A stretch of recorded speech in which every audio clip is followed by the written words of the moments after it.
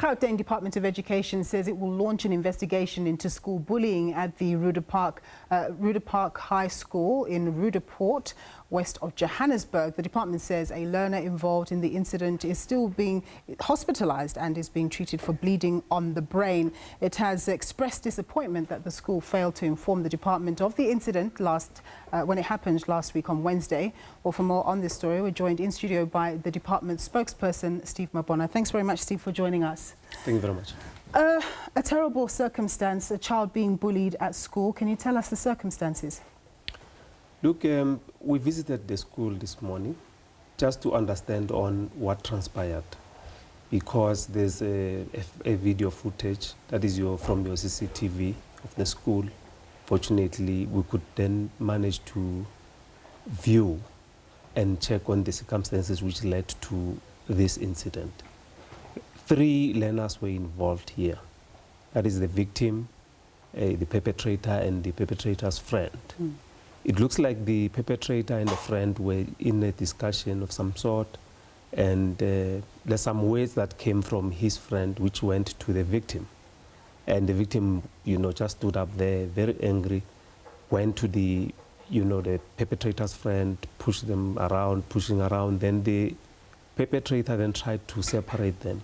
But within that process, then, he was punched by the victim. So that's why we felt that, moving forward, we need to take action, that will be saying all learners must be charged by the SGB so that they can then be given an opportunity to explain what transpired. But then the victim was then, assaulted by the perpetrator very badly. He hit the concrete, which led to him being hospitalized. But fortunately, he was released or discharged rather, on Saturday.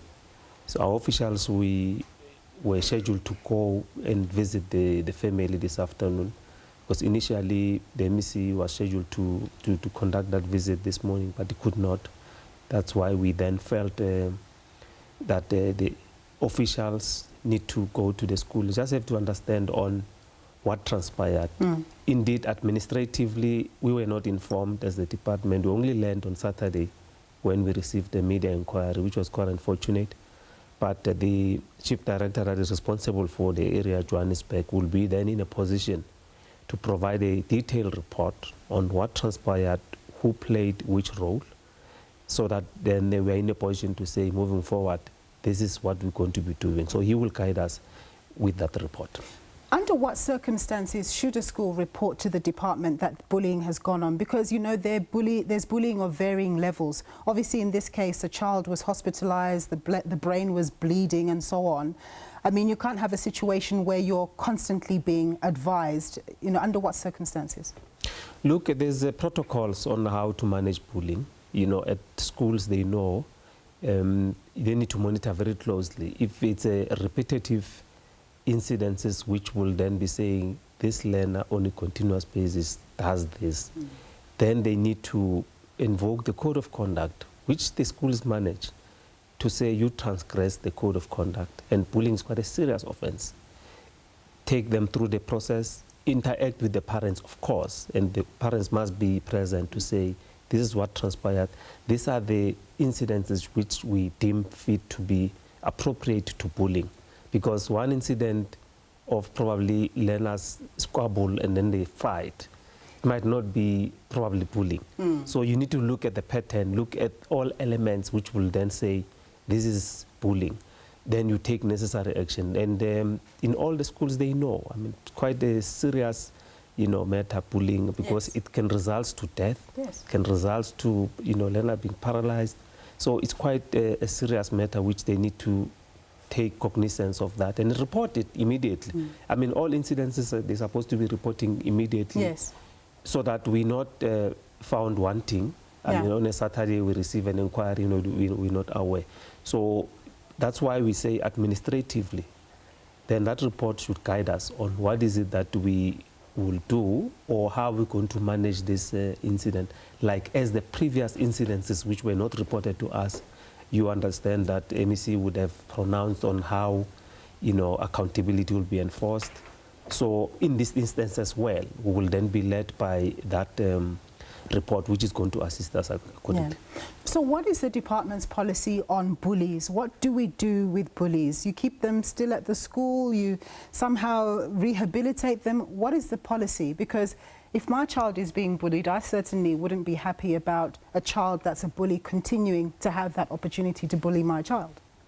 Look, transgression, which will tantamount to probably a recommendation of an expulsion, the HOD must satisfy himself, looking at the reports, what is it that the child has done to say, indeed, this is bullying.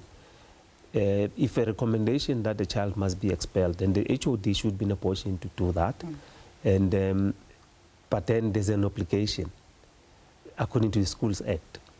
You need to place that learner at an alternative school, or you must find a mechanism to assist the child to, also pursue schooling, because if it's a school-going age child, you then have an obligation. Constitutionally, you must oblige and make sure that learner is in the classroom. So we will normally then place them in alternative schools, but it's quite difficult to place in other schools where probably a school A or school B will be knowing that this learner was involved in such an incident, and they will say, no, we cannot accommodate. We need to persuade and negotiate. But the diversion program is quite key, because the MEC's contention was that we don't want to place that learner probably within a week. Let's take the learner through a diversion program, which is what we want to say, amend the act to say, give a learner ample time to go through a diversion program while we are satisfied that this learner has repented from the deeds and there is now a learner that will want to focus in the classroom. Then you place that learner. So that's a point of contention which we are working towards, but we think we will win it one day. Steve, I just wanted to reflect on the month of January. It was really a tough one for the Gauteng Education Department. We had Enoch Mpianzi's passing, another learner dying as well in Johannesburg, I think it was, and of course recently the 3 teachers dying as well in a car accident and so on. It's been a really tough month. Just your thoughts on that, reflecting on it, and what your hopes are going forward for the rest of the year. Look, like the MEC has already indicated, we need to soldier on, continue to do the work. Probably we have this dark cloud that is befallen on us. So we really need to, request for prayers, all the, spiritual inclined, people to assist and then pray for us, because probably it's a bad omen that is within us. Probably it will pass. But where we need, to work together with parents, we really want to call upon parents to assist us. All that we can avoid, let's try to work together and try to avoid. SGB members, the parent body, where we can avoid some of these incidences, let's work together to try and avoid such incidences. All right, Steve, on that point, we'll leave it there. Thank you so much, sir, for your time. Steve Mabona, he's the spokesperson of the Gauteng Education Department.